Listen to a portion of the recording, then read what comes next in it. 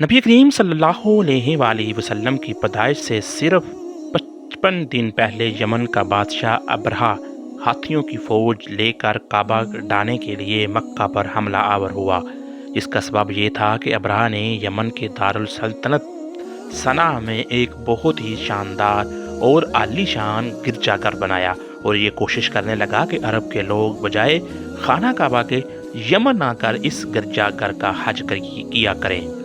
जब मक्का वालों को ये मालूम हुआ तो कबीला कन्नाना का एक शख्स गैज़ो गज़ब में जल भुन कर यमन गया और वहाँ के गिरजाघर में बहाना करके इसको निजासत से लथपथ कर दिया। जब अबरहा ने यह वाक़या सुना तो वो तैश में आपे से बाहर हो गया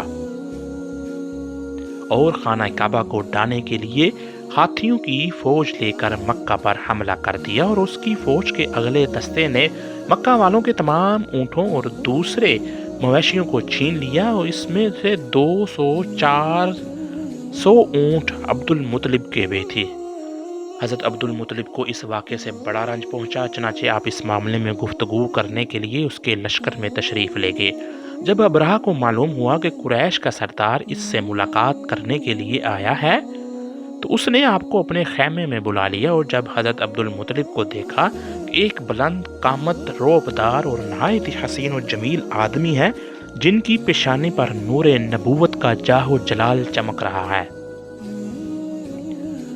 तो सूरत देखते ही अबरहा मारूब हो गया और बेख्तियार तख्ते शाही से उतरकर आपकी ताज़ीम और तकरीम के लिए खड़ा हो गया और अपने बराबर बैठाकर दरियाफ्त किया कि क्या कहिए सरदार कुरैश, यहाँ आपकी तशरीफ़ आवरी का क्या मकसद है।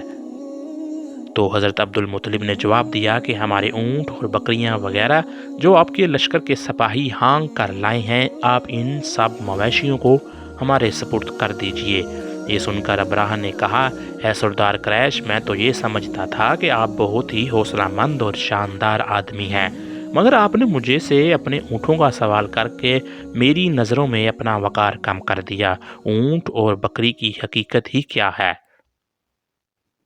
इसमें तो आपके काबा को तोड़ फोड़ की बर्बाद करने के लिए आया हूँ, आपने इसके बारे में कोई गुफ्तगू नहीं की। तो हज़रत अब्दुल मुतलिब ने कहा, मुझे तो अपने ऊँटों से मतलब है, काबा मेरा घर नहीं है बल्कि वो खुदा का घर है,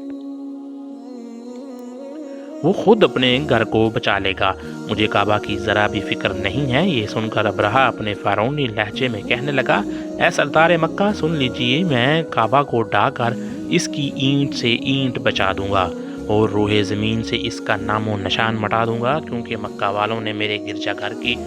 बड़ी बेहुरमती की है, इसलिए मैं इसका इंतकाम लेने के लिए काबा को मस्मार कर देना ज़रूरी समझता हूँ।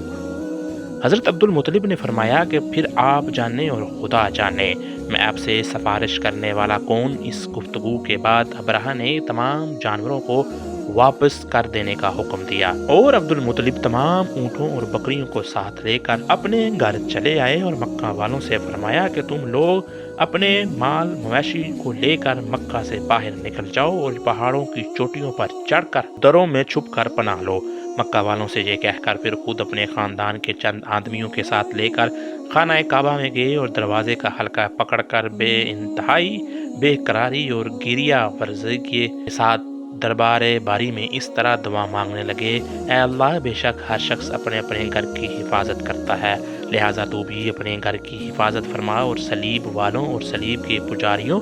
यानी ईसाइयों के मुकाबले में अपनी अतात और शारों की मदद फरमा। हज़रत अब्दुल मुतलिब ने ये दुआ मांगी और अपने ख़ानदान वालों को साथ लेकर पहाड़ की चोटी पर चढ़ गए और खुदा की कुदरत का जलवा देखने लगे। नाजरीन, अबरहा जब सुबह को काबा ढाने के लिए अपने लश्कर जरार और हाथियों की कतार के साथ आगे बढ़ा तो मकाम मगमस में पहुंचा तो उसका हाथी, जिसका नाम महमूद था, एकदम बैठ गया। हर चंद मारा, बार बार ललकारा, मगर हाथी नहीं उठा। इसी हाल में कहर इलाही अबाबीलों की शक्ल में नमूदार हुआ और नन्हे नन्हे परिंदे झुंड के झुंड, जिनकी चोंचें और पंजों में 3-3 कैंकरियां थी,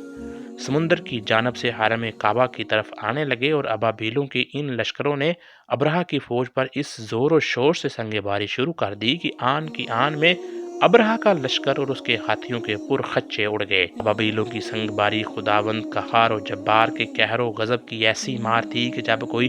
کنکری کسی فیل سوار کے سر پر پڑتی تو اس آدمی کے بدن کو چھیدتی ہوئی ہاتھی کے بدن سے پار ہو جاتی تھی۔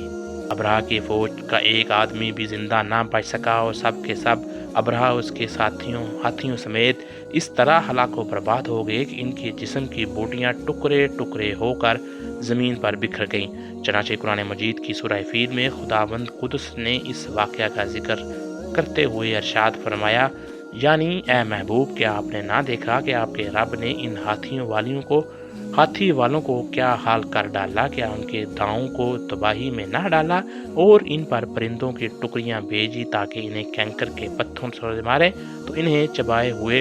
بس جیسا بنا ڈالے۔ جب ابرہا اس کے لشکروں کا یہ انجام ہوا تو عبدالمطلب پہاڑ سے نیچے اترے اور خدا کا شکر ادا کیا اور ان کی اس کرامت کا دور دور تک چرچا ہو گیا۔